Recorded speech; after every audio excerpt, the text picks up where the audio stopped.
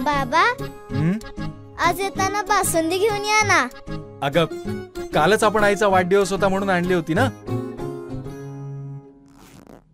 ऐकलं? हं. गोकुळची बासुंदी पुन्हा खावीशी वाटतेय. खरं सांगू, मलाही खावीशी वाटतीये. पुन्हा पुन्हा खावीशी वाटणारी गोकुळ बासुंदी.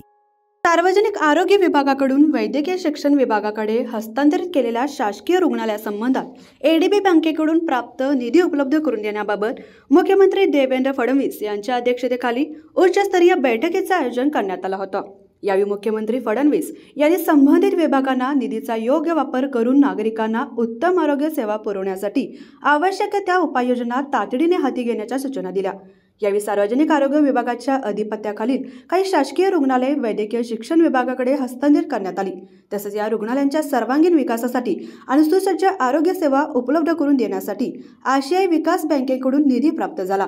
या बैठकीला पालकमंत्री प्रकाश आंबेडकर, वैद्यकीय शिक्षण मंत्री हसन मुश्रीफ यांच्यासह संबंधित खात्यांचे वरिष्ठ अधिकारी उपस्थित होते.